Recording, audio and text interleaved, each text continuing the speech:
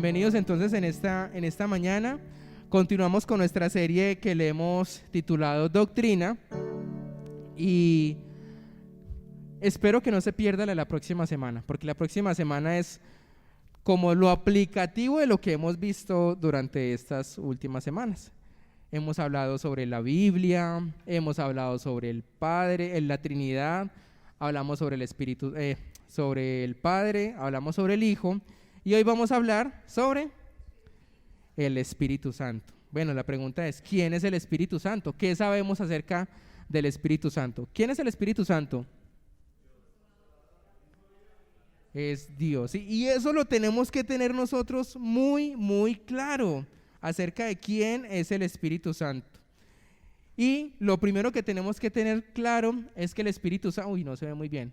El Espíritu Santo es Dios, ¿sí?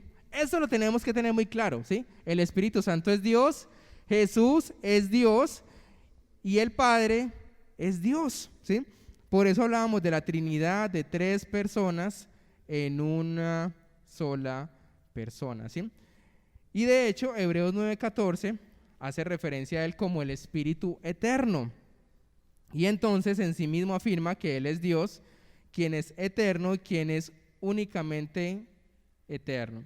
Génesis 1:2 nos dice que Él está moviéndose sobre la faz de la tierra, por lo tanto Él también es creador. Y las escrituras nos dicen, si no voy a estar bajando, voy a quitar este tapabocas. Las escrituras también nos dicen que Él es el agente divino mediante el cual Dios utilizó hombres para que escribieran las escrituras, ¿sí? Entonces dice que las escrituras fueron escritas por hombres mediante ¿qué? El Espíritu Santo, ¿sí? No fue que el Espíritu les decía, escriban esto, hagan esto, no, simplemente eran inspirados por el Espíritu de Dios. Ellos empezaron a escribir lo que hoy conocemos como la Biblia o este libro de 66 libros. Y hay pasajes trinitarios en las escrituras, tales como el bautismo de Cristo. Entonces ahí vemos la Trinidad, ¿cierto? Vemos al Padre que dice que este es mi Hijo amado en quien tengo complacencia. Vemos al Hijo ahí como autor y dice que bajo ¿qué? ¿Representado en qué? En una paloma, ¿cierto? ¿Sí? Y ahí vemos la imagen de la Trinidad. Tres personas diferentes en momentos diferentes. Él es Padre, Él es Hijo y Él es Espíritu Santo. Entonces, entendiendo esto, cuando hablamos de Espíritu Santo, también estamos hablando de Dios.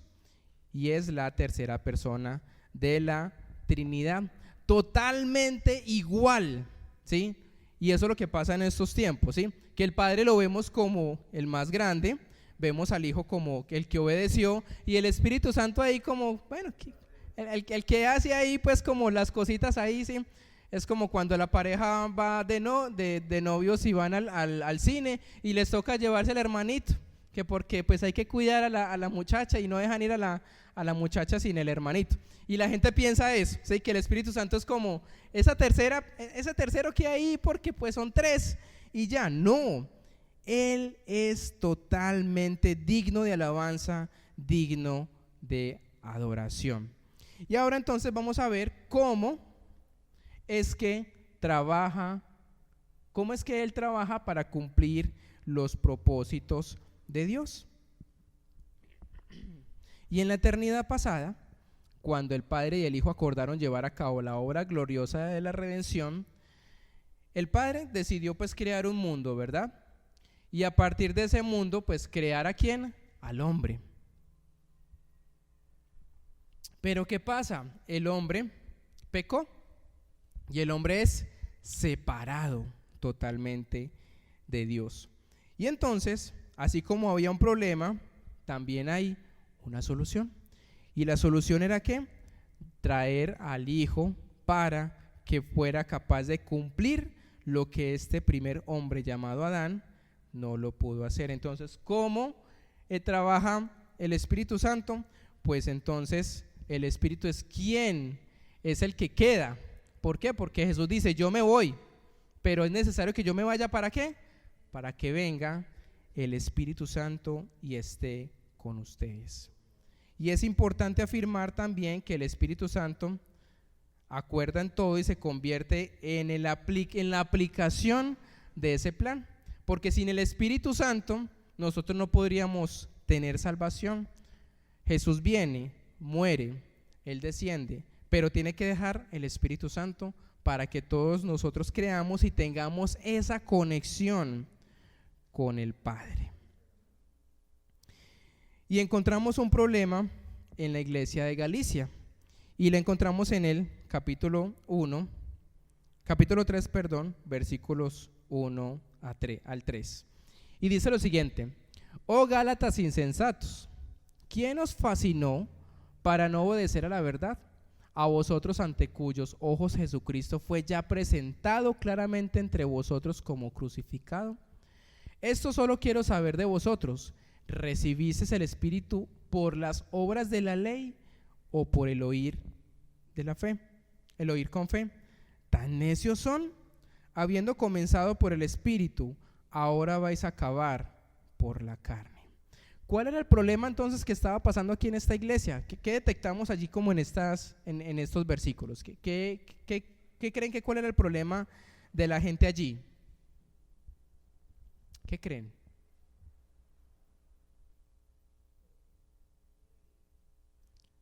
¿No creían? No, él dice que ellos creyeron. Dice que ellos recibieron el Espíritu.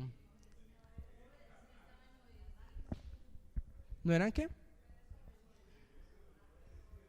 Creían pero no obedecían.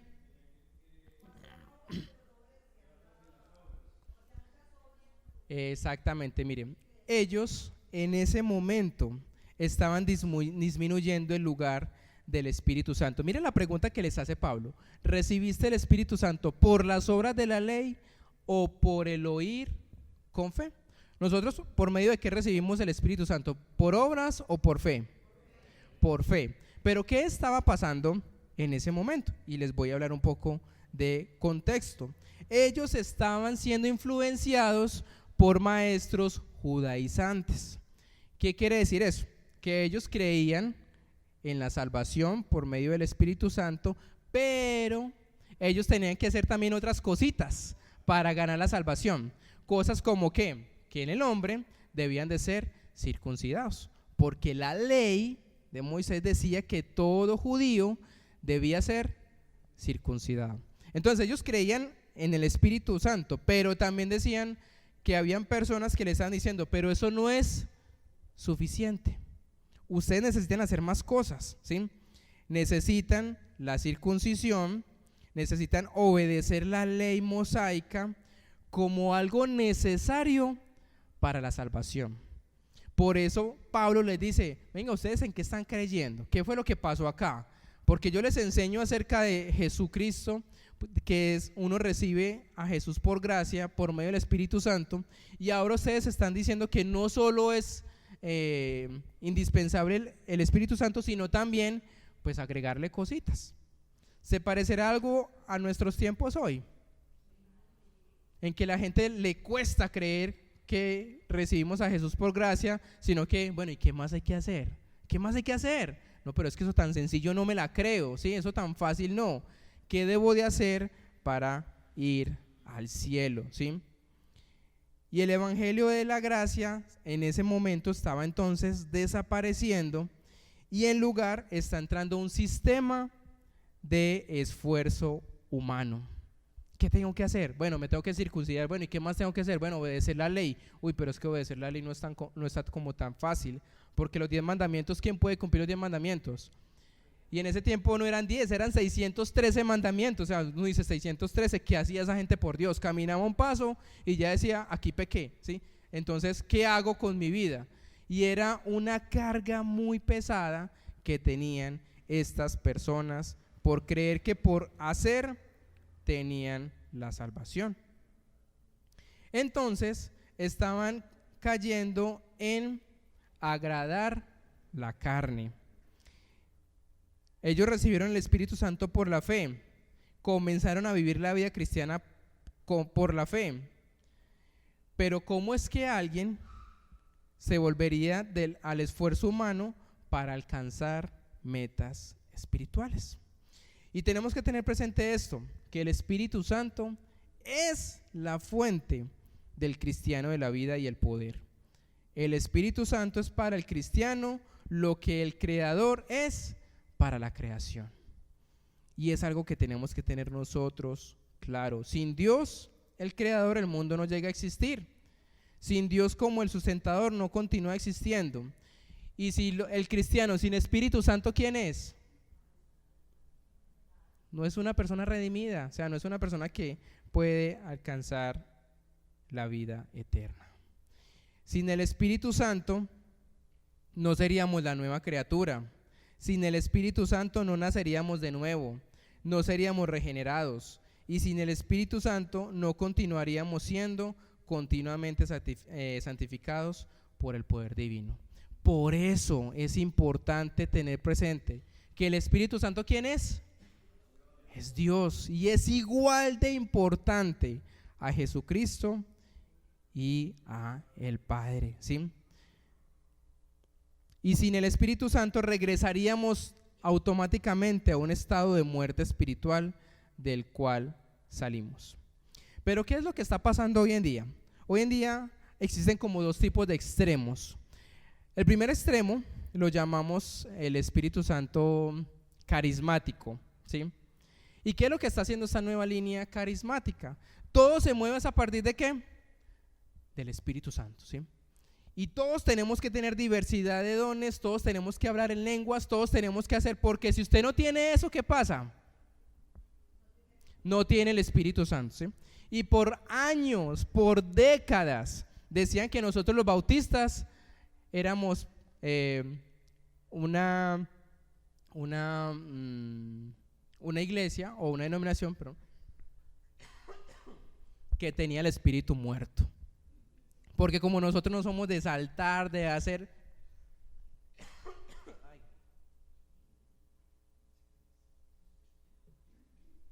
nosotros, y eso que hemos cambiado ya nuestra forma de cantar, porque antes era solo con himnos, un piano, una organeta grande, un coro grande. Ay, Señor. Y claro, la gente decía, pues esos bautistas están muertos espirituales porque no tienen el Espíritu, y el Espíritu Santo es quien nos ayuda a saltar y a danzar y a hacer y entonces ese tema carismático del Espíritu Santo, se decía que todo lo que hacíamos debía ser movido por el Espíritu Santo. Y si esa persona no era movida a hablar en lenguas, no, usted no tiene el Espíritu, usted tiene que recibir el Espíritu Santo y tiene que hacer cosas. Cuando la Biblia no nos dice esto, ¿sí? La Biblia nos dice que el Espíritu sí da dones, ¿sí? Pero da dones de forma ¿qué? Particular, para el servicio a la iglesia y a las personas.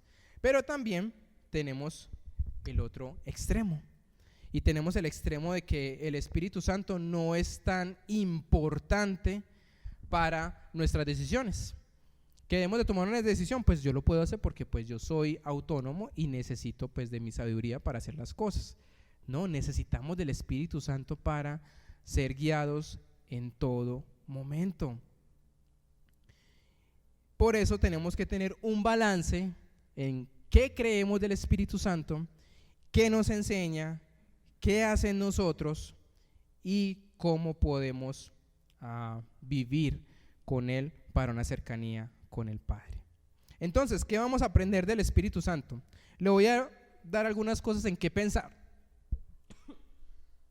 Ay, me agarró. Perdón un momento.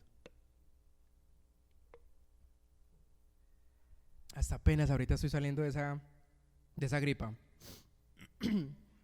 Entonces vamos a ver algunas cosas en qué pensar y una lista de aquellas cosas que el Espíritu Santo hace en el no creyente, ¿sí? Vamos a ver dos etapas. Vamos a ver el Espíritu Santo cuando una persona apenas va a ser redimida o salvada por Dios.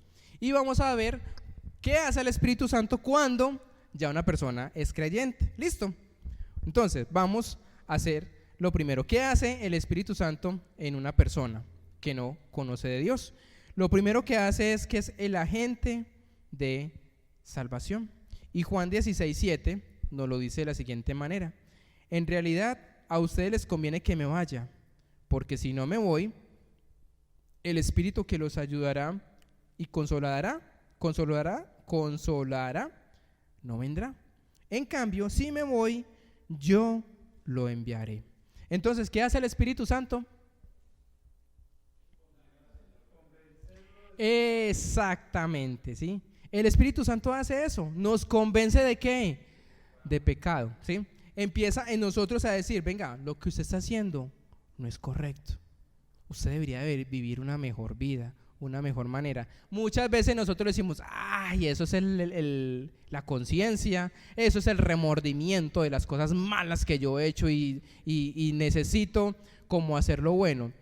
Eso es el Espíritu Santo. El Espíritu Santo es ese agente de salvación. ¿Qué queremos decir con esto?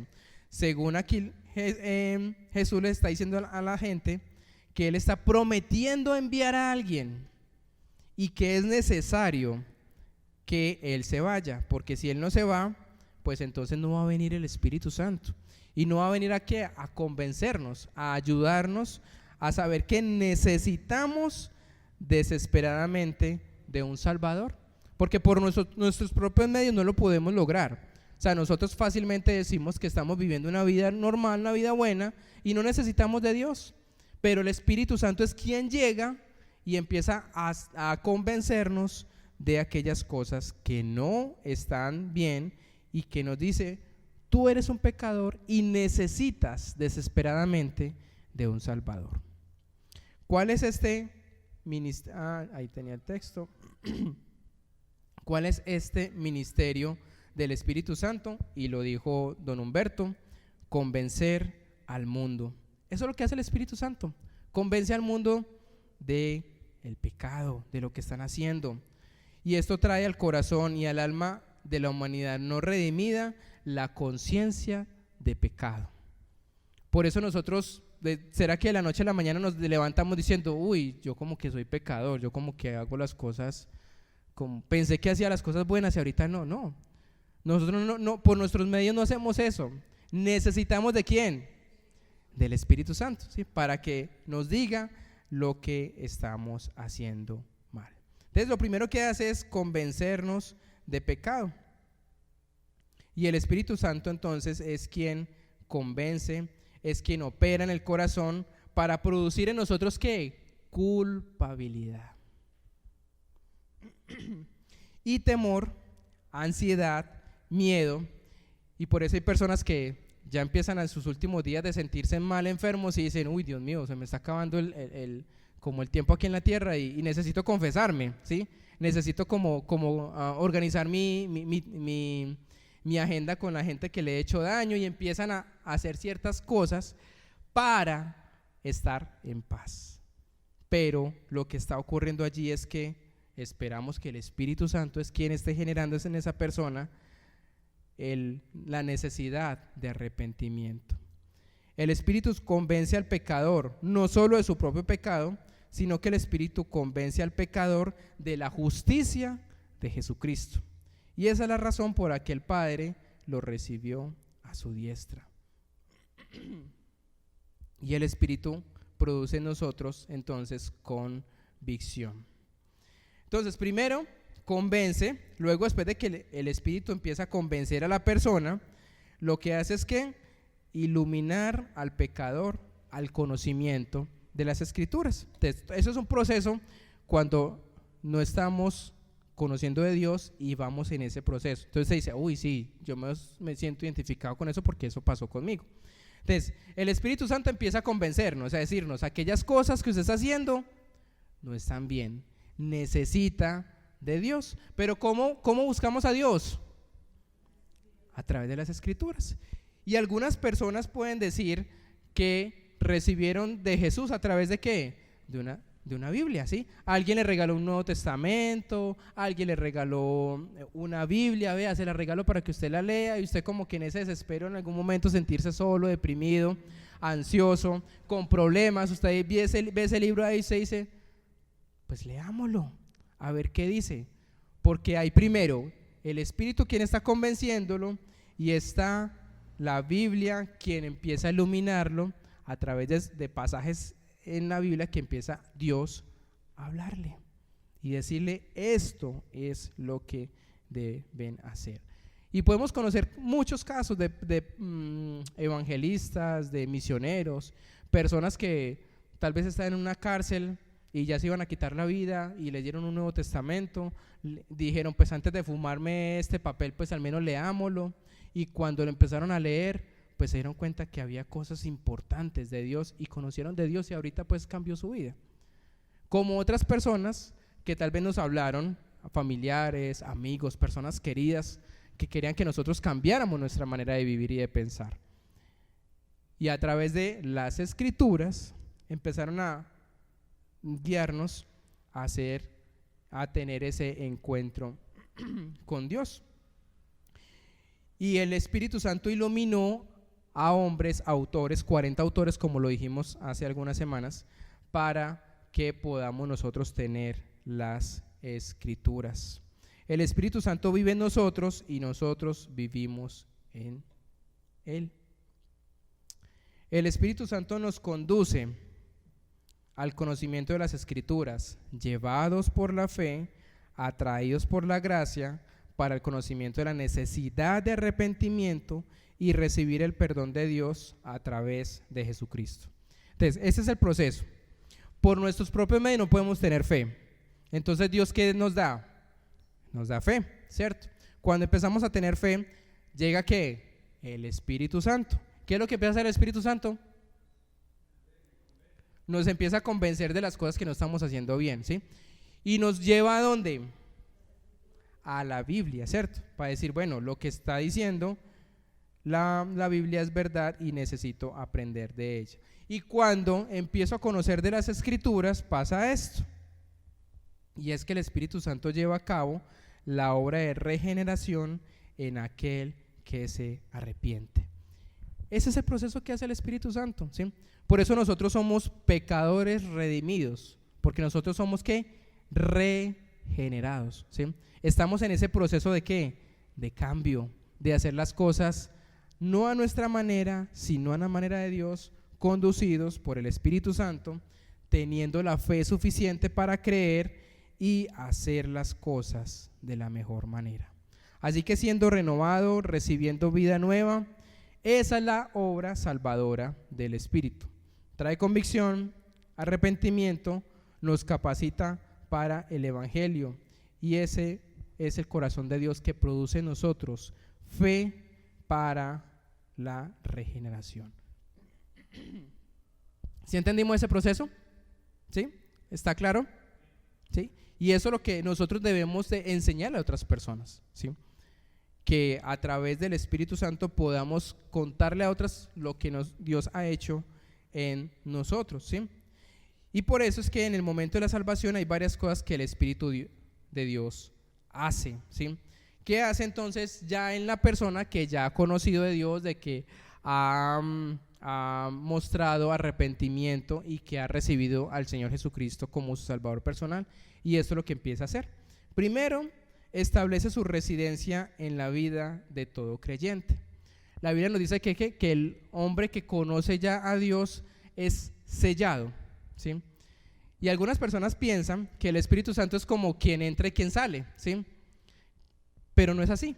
Cuando el Espíritu Santo llega al creyente, ¿qué dice ahí? Reside, ¿sí? Está siempre ahí, no se va, ¿sí? Entonces algunas personas dicen, no, pues es que como yo hice cosas malitas, como que el Espíritu Santo me espera afuera, ¿sí? Y entonces ya cuando yo haga cosas buenas, ahí sí ya vuelve. No dice eso, ¿sí? ¿Qué es lo que dice la Biblia? Que nosotros entristecemos al Espíritu Santo cuando no hacemos las cosas de la mejor manera, ¿sí? Exactamente, ¿sí? Entonces Él reside, Él está allí, y por eso nosotros deberíamos de actuar y de hacer las cosas de la mejor manera para que el Espíritu se sienta cómodo, se sienta bien, ¿verdad? Pero muchas veces no lo hacemos, y lo hacemos de acuerdo a nuestros impulsos, a nuestra manera de creer y de pensar, y por eso el Espíritu Santo está ahí como ¿qué está pasando? ¿Por qué está actuando de manera indebida? ¿Sí? Y de tal manera, la primera carta de Corintios 6:19 dice que somos el templo del Espíritu de Dios. Y Romanos 8:9 lo dice de esta manera: y si alguno es de Cristo, él tiene el Espíritu Santo. Y si alguno no tiene el Espíritu, ¿qué pasa? No es de él. Por eso es importante tener presente esto, amados hermanos. Y es que una persona puede venir a la iglesia, una persona puede incluso liderar, puede enseñar de Dios, puede caminar con Dios.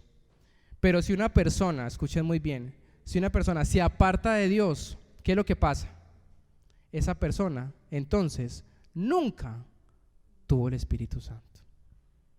Y eso es una realidad tan fuerte en nuestros tiempos, porque vemos gente que pasa por las iglesias y uno dice, pero ¿por qué esta persona volvió atrás? No es que volvió atrás, es que simplemente nunca volvió, nunca estuvo en ese proceso de regeneración.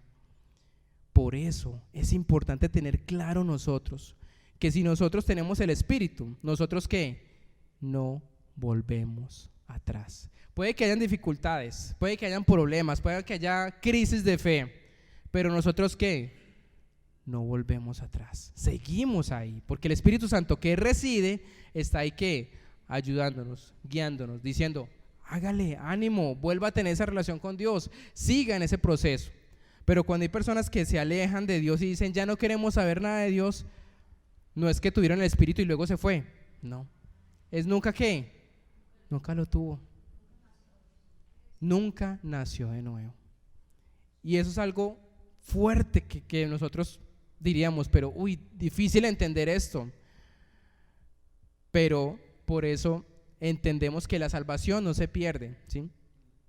Eso lo tenemos nosotros como convicción. La salvación de nosotros no se pierde, no se pierde porque cuando la tenemos, pues vamos a seguir en ese proceso de regeneración y continuamente estamos en ese proceso de cambio.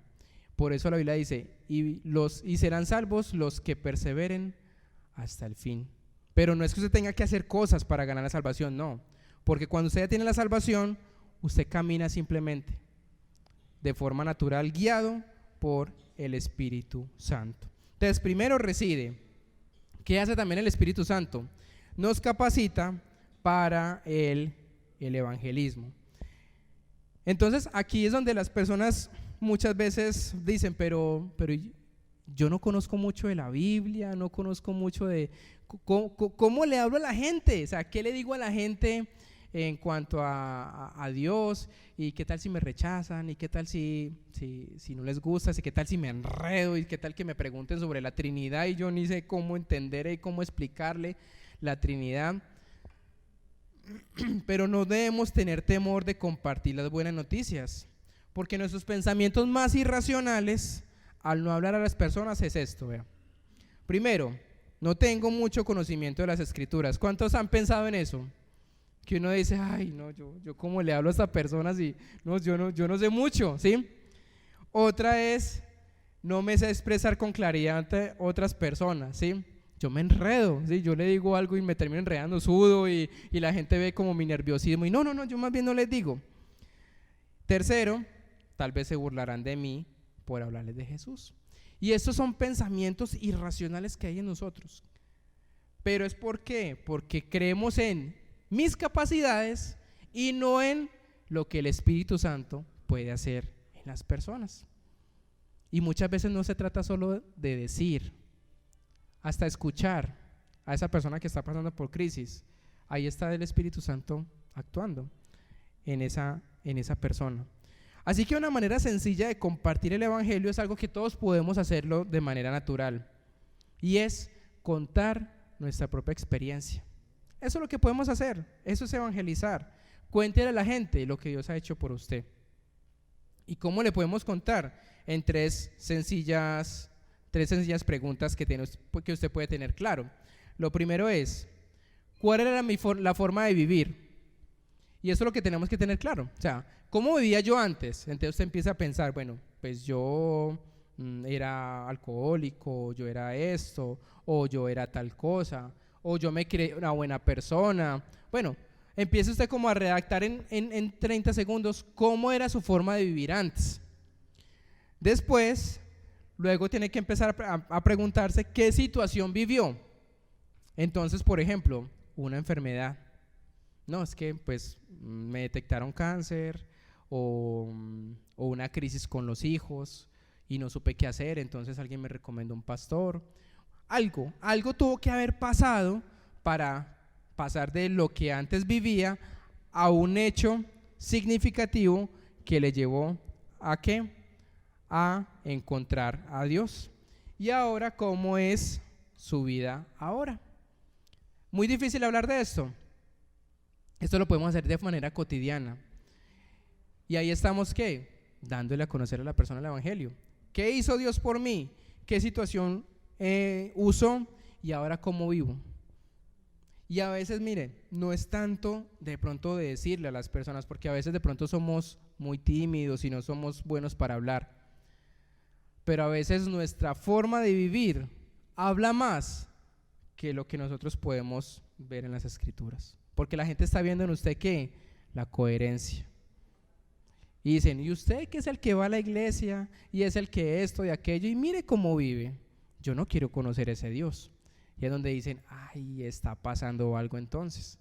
Porque nuestra forma de vivir no está siendo coherente con lo que dice las escrituras. Entonces, pues simplemente viva de forma coherente a lo que dice las escrituras y la gente lo va a notar. Y la gente le va a preguntar, venga, ¿y usted qué es lo que hace? ¿Por qué vive de esa manera?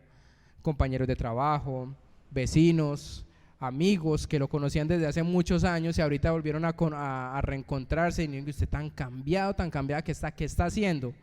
Cuente. No, es que yo vivía esto, pues tuve una situación en particular y eso me llevó a buscar de Dios y ahora estoy viviendo de esta forma. Y la gente dice, de razón, yo quiero eso. Y usted dice, ay, ¿ahorita qué hago? No me esperaba eso. Pues entonces busque ayuda, personas que puedan acompañar en ese proceso. Nosotros estamos para ayudar, para guiar, un grupo de conexión, ¿sí? No necesita hacer muchas cosas, solo lo sencillo. Y número 3, nos asegura para la gloria eterna. Y el primer capítulo de Efesios presenta de forma muy clara que nos da el Espíritu Santo como un sello. Y al ser sellados, el Espíritu Santo no se va a ir. Y el Espíritu Santo nos da la garantía, las arras como llaman, la garantía de saber que tenemos a Dios en nuestra vida. Entonces hay una obra separadora del Espíritu Santo. Entonces hemos sido santificados por el Espíritu, por la fe, y nos aparta del pecado. Por eso ahora usted ya no hace lo mismo que antes. Por eso usted ahora pues hace una memoria de las cosas que hacía antes. Usted dice, pues ya no las hago. ¿Por qué ya no las hago? Ya fue de forma natural. Y es porque el Espíritu Santo poco a poco fue limpiando esa casita que estaba en nosotros de mucho mugre, de muchas cosas de maldad. Y el Espíritu Santo empezó a ¿qué? A limpiarlo. Y no fue algo que usted se propuso hacerlo, no.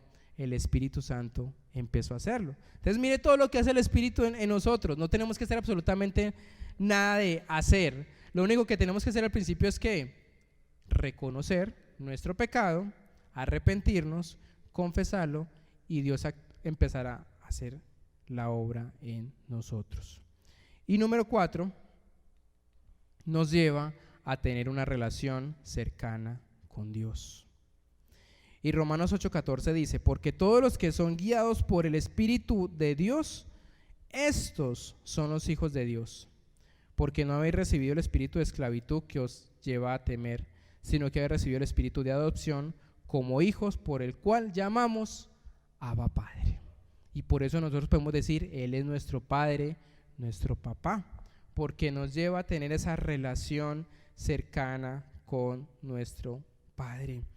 Por eso aquellos que viven situaciones y que conocemos de hermanos de nuestra iglesia que están pasando por crisis familiar, que están pasando por enfermedades, que están pasando o luchando con su matrimonio, que están pasando por situaciones difíciles. ¿Qué hace el Espíritu Santo? El Espíritu Santo es quien nos ayuda en nuestros momentos de debilidad. Y eso tenemos que tenerlo claro. Poder en momentos difíciles decir: ayúdame, Espíritu de Dios. Trae paz, trae consuelo, trae serenidad. Todas nuestras tristezas, todo nuestro dolor, toda nuestra frustración puede ser conocidas a nuestro Padre. ¿Por medio de quién? Del Espíritu Santo. Y poder hablar con el Padre y decir: no entiendo por qué estoy viviendo esto. No me gusta lo que estoy viviendo. Quisiera vivir algo mejor. Pero ahí está el Espíritu de Dios, quien nos está guiando y nos da las fuerzas para batallar con nuestra humanidad, con nuestras enfermedades, con nuestras crisis de ansiedades laborales. Y el Espíritu Santo es esa ayuda que tenemos en todo momento. Por eso no estamos solos y no necesitamos sentirnos solos, porque el Espíritu Santo siempre está allí, solo que a veces nosotros no somos conscientes que Él está allí, porque lo vemos como el hermanito de la novia que está en el cine. Pero necesitamos ver al Espíritu Santo como Dios, como aquel que está allí y que nos ayuda en nuestros momentos de dificultad. Padre, gracias por darnos al Espíritu Santo, porque sin Él no tendríamos la obra preciosa de regeneración, no tendríamos fe, no tendríamos esa capacidad de tener culpa por nuestro pecado, no podríamos arrepentirnos, porque ¿de qué nos vamos a arrepentir si creemos que no hacemos nada malo? Pero Él sí nos convence, pero también nos ayuda en nuestra debilidad. Y yo oro, Señor, por cada persona en esta mañana que se siente triste, que se siente solo, que se siente tal vez desamparado, desamparada, que siente que sus dolencias son más que lo que puede soportar. Y yo te pido, Señor, que tu Espíritu Santo sea morando en cada una de estas personas, que puedan ir a la Escritura y reconocer que tú nos iluminas y nos das palabras de vida a través de este libro tan precioso. Y oro por aquellos que sienten dudas acerca del Espíritu Santo, aquellos que necesitan ese convencimiento de pecado, que necesitan arrepentirse y tener esa relación cercana contigo, para que puedan encontrar ese Dios bueno y misericordioso a través del Espíritu Santo. Gracias, Señor, por ese tiempo. Oramos, Señor, por nuestros hermanos que están enfermos, por aquellos que están padeciendo dolencias, por aquellos que están pasando por crisis económicas que no ven solución, por aquellos que están pasando por crisis familiares, situación con los hijos, con la pareja. Y oramos, Señor, para que tu Espíritu sea sobre cada uno de ellos, dándole sabiduría y tomando decisiones correctas para seguir adelante en esta vida y en este mundo, Señor, que nos permites tener. Y que podamos disfrutar este resto de día en compañía tuya y esta semana poderte ver también en todo lo que hacemos. En el nombre de Jesús oramos. Amén. Bien, familia, como digo, dentro de 8 días vamos a saber como la aplicación, o sea, bueno, ¿para qué me sirve conocer las Escrituras? ¿Para qué me sirve conocer la Trinidad? ¿Para qué me sirve conocer al Padre, el Hijo y al Espíritu Santo? Así que no se lo pierdan y nos vemos entonces el próximo domingo, miércoles de manera virtual, y que Dios les bendiga y que pasen un resto de tarde.